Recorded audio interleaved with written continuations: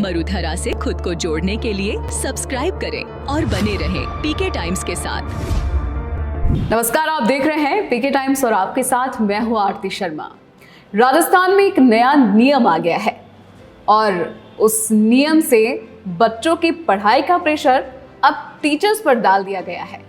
दरअसल नियम ये है कि बोर्ड परीक्षाओं के 10वीं कक्षा का परिणाम अगर 60% या उससे कम और 12वीं में 70% या उससे कम का रिजल्ट आया तो भैया टीचर्स का तबादला तय है, वो भी बिना खर्चा पानी के, और ऊपर से 17 सीसीए की भारी भरकम वाली कार्रवाई। और ये कोई छोटी मोटी कार्रवाई नहीं है, बल्कि 1958 के तहत अनुशासनात्मक कार्रवाई है, जिसमें चेतावनी से लेकर आपको बता दें तबादला हो सकता है, और अगर मामला गंभीर हुआ तो नौकरी पर खतरा मंडरा सकता है। रिपोर्ट देखिए।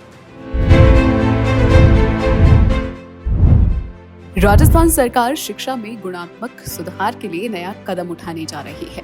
माध्यमिक शिक्षा निदेशालय ने बोर्ड कक्षाओं के परीक्षा परिणाम की समीक्षा के मापदंड के संबंध में नया परिपत्र जारी किया है। कम परीक्षा परिणाम रहने पर की जाने वाली कार्रवाई में परिवर्तन हुआ है।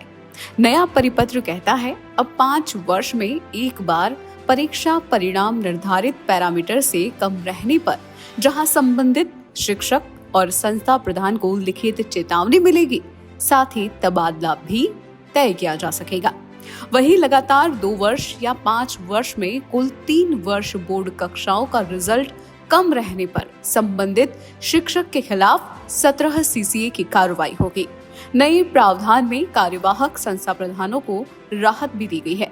जैसे व्याख्याता या कोई शिक्षक अपनी कक्षा पढ़ाने के साथ प्रधानाचार्य का कार्य करता है तो उसके संस्था प्रधान के रूप में परीक्षा परिणाम निर्धारित मापदंड से आधा यानी 50% रहने पर ही न्यून माना जाएगा।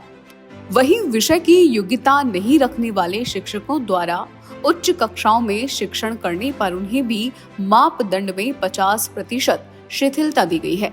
नए प्रावधान 10वीं, 12वीं सहित 8वीं और 5वीं कक्षा के संस्थान प्रधानों और शिक्षकों के लिए सेशन 2024-25 से प्रभावी होंगे। बता दें, शिक्षा विभाग ने स्कूलों से रिजल्ट डेटा मांगा है और समीक्षा शुरू हो गई है।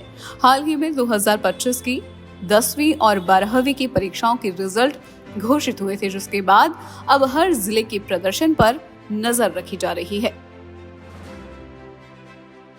ये नियम राजस्थान में लागू होने की कगार पर है, तो बच्चों अब जरा सीरियस हो जाओ, क्योंकि आपके हाथ में है आपकी टीचर साहब की नौकरी।